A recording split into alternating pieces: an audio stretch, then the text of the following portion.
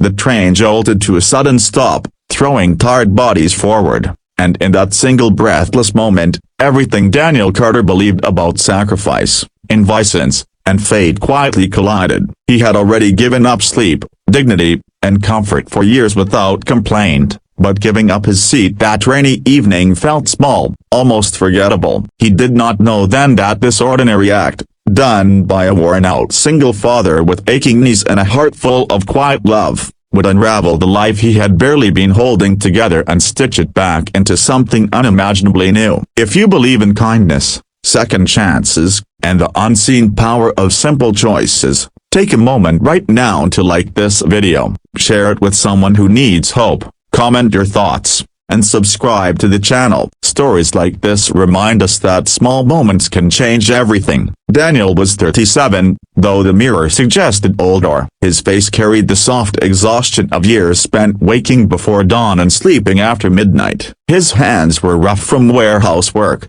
his jacket frayed at the cuffs, and his shoes had soles worn thin from walking when buses were too expensive. Since the night his wife passed away suddenly from a rare illness 3 years earlier, life had shrunk into a tight routine centered around one person, his 8-year-old daughter, Lily. She was the reason he woke up, the reason he kept going when grief pressed down like a weight on his chest, the reason he pretended he was stronger than he felt. Every day followed the same pattern. Daniel woke Lily, braided her hair the best he could, packed her lunch, and walked her to school before heading to work. He smiled for her, laughed when she laughed, and saved his tears for late nights when the apartment was quiet. Money was always tight, rent loomed like a threat, bills piled up, and every unexpected expense felt like a punch. But Daniel never complained. He had learned that life didn't listen to complaints, only endurance. That evening, the train was crowded, heavy with damp coats and silent fatigue. Daniel stood gripping a pole, his muscles trembling after a double shift. Across from him, he noticed a woman struggling to remain steady. She looked to be in her early 30s, dressed neatly but plainly, her posture stiff as if holding back pain. Her face was paled, eyes unfocused, and one hand pressed against her lower back. Something about her vulnerability stirred something deep in Daniel, something familiar. Without thinking, he stood straighter and gestured for her to take his seat. He expected nothing in return. No thank you, no acknowledgement. Kindness, to him, was not a transaction. It was simply what you did when you saw someone else hurting. He turned back to the window, watching rain streak down the glass like tears, unaware that the woman had been watching him with equal intensity. At the next stop, she got off. Daniel forgot about the moment almost instantly, swallowed again by his worries. He got home late,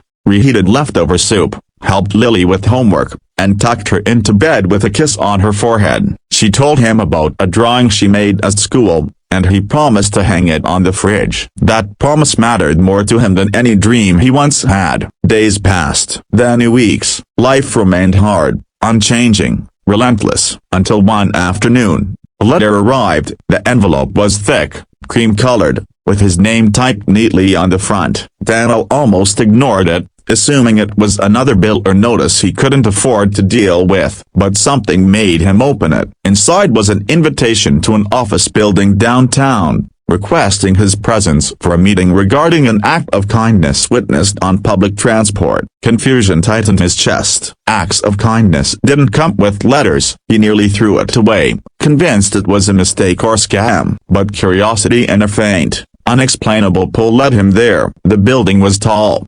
glass-faced, intimidating. Daniel felt painfully out of place as he stepped inside, his worn jacket and nervous posture clashing with the polished floors and confident strides around him. He was led into a quiet office where sunlight poured in through wide windows. The woman from the train stood there. She looked different now, healthier, stronger, but her eyes were unmistakable. She smiled softly, and in that smile was recognition, gratitude, and something heavier. Her name was Evelyn Moore. She explained, slowly, carefully, that the night Daniel gave up his seat was one of the worst days of her life. She had been returning from the hospital after receiving news that would change everything. She was the CEO of a medical research foundation, but titles meant nothing in that moment. She was just a woman overwhelmed by fear, exhaustion, and the sudden understanding of her own fragility. Daniel's quiet gesture, offered without knowing who she was or expecting anything,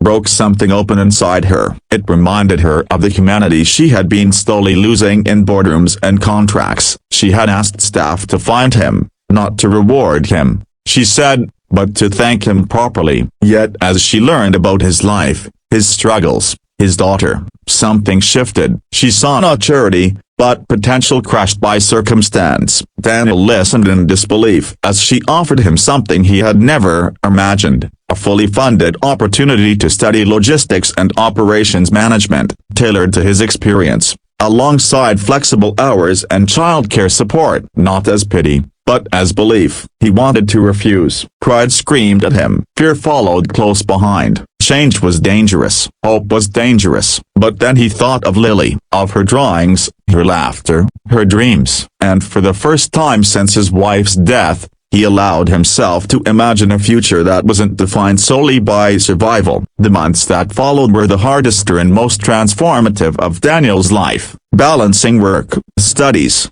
parenting, and grief stretched him thin. There were nights he fell asleep over textbooks, mornings he wanted to quit, days he felt like an imposter. But Evelyn checked in, not as a benefactor, but as someone invested in his growth. Slowly, Daniel began to believe in himself again. Lily noticed the change first. Her father smiled more. He talked about ideas, possibilities. Their apartment felt warmer, brighter. The fridge filled with more than promises. He attended school events without counting overtime hours lost. For the first time, he could breathe. Years passed. Daniel graduated with honors. He was offered a management position within the same foundation Evelyn led. His insights from years on the ground transformed systems, improved worker conditions, and saved money without sacrificing people. He became known not just for efficiency, but for empathy. And through it all, he never forgot the train. One evening, much like that first one, Daniel stood on a platform holding Lily's hand. She was older now, her eyes full of curiosity and confidence. The train arrived, crowded as ever. An elderly man struggled to keep his balance. Lily tugged Daniel's sleeve and gently offered her seat, mimicking the kindness she had grown up watching. Daniel felt his throat tighten. Life had rewritten itself not through luck or power, but through a moment of decency offered when he had nothing left to give. Near the end of this story, if it has touched your heart, if it reminded you of the quiet strength in everyday people, please take a moment to like this video, share it with someone who needs encouragement, and subscribe for more stories that restore faith in humanity. And before the ending, we ask you one special thing. Comment below what kindness means to you, or share a moment when a small act changed your life. Your words might inspire someone who needs it today. Years later, Daniel would still ride trains, not because he had to, but because he chose to. He watched people closely, always ready to stand, always ready to give, knowing now what he had, and then, that kindness is never wasted. It travels forward, quietly rewriting lives, including your own.